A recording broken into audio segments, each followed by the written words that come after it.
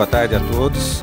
Agradecer aí o convite da comissão organizadora, a professora Sheila, a Ana Cristina e os demais membros da comissão, pelo convite de poder aqui dar a minha parcela de contribuição, participar do seminário e cumprimentar aqui a todos os colegas. Então, o meu trabalho aqui, falar um pouquinho da importância do desenvolvimento motor, para não só em relação ao esporte, mas no desenvolvimento como um todo. Bom, hoje eu sou professor da UDESC, também trabalho na sociedade brasileira, então isso já foi falado anteriormente. Nós temos um site, vou passar aqui, o site que é motricidade.com.br. Nesse site nós temos ali à disposição de vocês, são vários trabalhos científicos com crianças de 3 aos 10 anos, desenvolvimento motor relacionado ao esporte, relacionado às dificuldades na escola, aos problemas, aos atrasos de desenvolvimento, às alterações, algumas neuropatias, alterações cromossômicas, etc. e tal. Então, nesse site nós temos ali vários trabalhos científicos, inclusive o material, o manual de avaliação motora, já que a edição foi em 2002 pela Artimed, então nós colocamos, saiu uma outra publicação o ano passado, mas nós colocamos ali em PDF uma versão atualizada dos testes. Na UDESC também nós temos 3 linhas de trabalho, crianças 0 a 2, 3 a 10 e terceira idade. Então, aqui, a minha fala vai ser em cima de um trabalho científico, e nós desenvolvemos na verdade, ele foi apresentado em forma de dissertação de mestrado, no início do ano, e é um estudo bem interessante. Nós temos mais ou menos umas 31 defesas de mestrado concluídas desde 97, e essa aqui é um trabalho bem interessante, porque resultado de 2 trabalhos de dissertação. Um que foi desenvolvido em 2003, coletado em 2002, que é com lactentes, crianças de 0 a 2. E essa mesma população de crianças foi feito um corte transversal em 2002, e em 2007, acho que foi 2010, 2011, nós reavaliamos essas crianças já em idade escolar. Então, a batalha foi localizar essas crianças, porque imaginem, na creche das prefeituras de Florianópolis, foram várias creches municipais, e aí depois, em idade escolar, localizar as crianças onde elas estavam inseridas, nas diferentes escolas. Então, esse trabalho foi feito para ver como se comporta o desenvolvimento da criança em 2 etapas evolutivas, lactente e idade escolar. Então, é isso que eu vou apresentar aqui para vocês. Então, na primeira etapa, que foi em 2002, foram 221 bebês, de 6 aos 24 meses, que é o período lactente, em 14 creches da Grande Florianópolis. E em 2010, as mesmas crianças estavam com 8 e 9 anos. Então, a gente usou 2 protocolos, um para lactentes e um para a idade escolar. Então, levando em consideração aqui vários aspectos do indivíduo, a cognição, a autoestima, mudanças corporais, motivação, etc., o ambiente, cultura, nível socioeconômico, atividade física, porque também nós avaliamos como ela estava inserida no contexto, relacionada à atividade esportiva ou não. Bom, é uma pesquisa, uma análise longitudinal, mesmo que os 2 cortes feitos, cortes transversais, mas a mesma população. Os participantes, na segunda coleta, estudantes de 8 aos 9 anos. E aqui, para fazer o sistema de busca, foi feito o sistema educacional de registro escolar na prefeitura e o sistema com base no censo escolar. Aqui, mais ou menos, como estavam inseridas as crianças depois na segunda etapa, 125 na rede estadual, 75 na rede municipal, 28 na estadual, aqui somando 221 crianças. Aqui foram 206 crianças localizadas e 84 o número de escolas. Bom, aí para vocês terem uma ideia, o número de escolas aqui que foram aí remanejadas essas crianças na segunda etapa. São várias escolas, inclusive em outros estados. Fizeram participaram da creche ali no período 0 a 2, em Florianópolis, depois, em idade escolar, no ensino fundamental, estavam no Paraná, Rio Grande do Sul, São Paulo, Minas Gerais. Então, essas a gente não teve acesso, apenas na grande Florianópolis, aqui em outros municípios também, né? Então, aqui foram 142 crianças, delimitação de estudo, 165 escolares, de 8 aos 9, 54 escolas.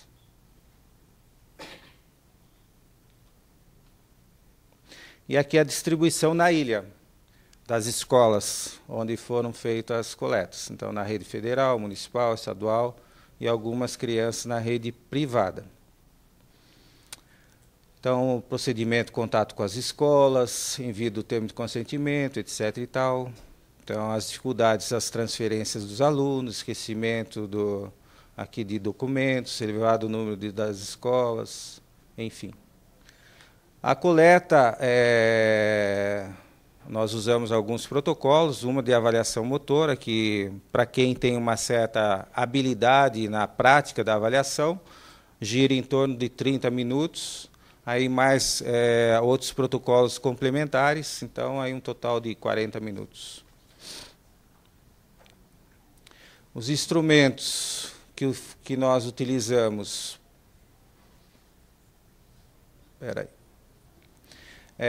na segunda etapa, para escolares de 3 aos 10 anos, no caso eles estavam com uma idade de 8 aos 9, nós utilizamos a escala EDM, que é de avaliação motora.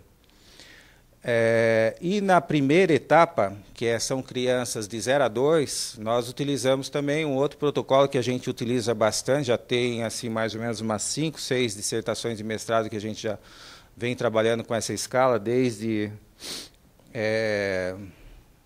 97, por aí. É uma escala de duas autoras francesas, Brunet e Lesine, né, são da psicologia, mas trabalhavam com neuropediatria. É uma escala clássica. A nível mundial, existem duas escalas de 0 a 2. A escala Bailey, de Nancy Bailey, que é uma escala de uma nova-iorquina, norte-americana, Nancy Bailey, que foi publicada nos anos 30. Então, ela tem estudos longitudinais nos Estados Unidos, é bastante uma escala tida como referência a nível mundial. E a outra escala que, em decorrência dos anos 80, 90, não desenvolver tantos trabalhos científicos, nós retomamos essa escala, gostamos bastante dela, e modificamos, ajustamos, desenvolvemos um programa informático, fizemos vários ajustes, que é essa escala aqui, Brunet e Lesine, que foi publicada no Brasil em 81, mas na Europa ela foi publicada nos anos 50. Aí usamos também entrevista semi-estruturada sobre hábitos de vida, questionário psicossocial, biopsicossocial, que é a história da criança, período peri, pós-natal, pré-peri, pós-natal, família, etc. e tal. E a ficha de aproveitamento escolar, para ver como a criança se encontra a respeito à leitura, escrita, cálculo, etc. e tal. Bom, aqui o programinha que nós desenvolvemos, que é um software, um programa informático, onde facilita a tabulação desses dados, que o cálculo aqui da escala é bastante complexo. E as áreas que envolvem a linguagem, a área postural, a área social e óculo-motriz. Então, toda a escala tem as valências que em foco. Então, Então, como é desenvolvimento neuropsicomotor, de 0 a 2, então tem 4 áreas básicas. Essa é a escala que eu mencionei, a Nancy Bailey, também mais ou menos é paralelo a isso também. Então, aqui é a linguagem, postura, que a postura está relacionada ao tônus da criança, a linguagem, a parte cognitiva, tal, nos dá N informações sobre a parte da cognição e também a área emocional da criança. A área social, que envolve a família, tal, o entorno social. E aqui a oculomotriz, que é os movimentos de maior precisão, que é de preensão. E aqui o material que é usado. E aqui, só para vocês terem uma ideia, aos 12 meses, o que se espera de uma criança aos 12 meses? A expectativa dela. Em geral, como vocês têm referência, é a deambulação sem apoio. Quem tem filho aqui sabe, a criança vai deambular por volta, sem apoio, por volta dos 10 aos 15 meses. Isso aqui em São Paulo, em Santa Catarina, no Nordeste, lá na França, nos Estados Unidos, na China, desde que os fatores internos e externos sejam adequados, desconsiderando, claro, uma criança desnutrida, um problema neurológico importante, aí sim. Mas se está ajustado dentro dos padrões de desenvolvimento, a marcha sem apoio, a linguagem, as primeiras palavras ocorrerão naquela etapa já estabelecida. Então, aqui é uma etapa apenas, né? Imagine, nos 2 primeiros anos tem primeiro mês, segundo mês, terceiro mês, são várias etapas. No segundo ano é trimestral a avaliação e a partir do segundo ano, 3 anos, a avaliação já pode ser considerada anual. Na avaliação motora, aí nós temos ali, vocês podem ter acesso ao site, também na parte 0 a 2 a gente tem algumas informações.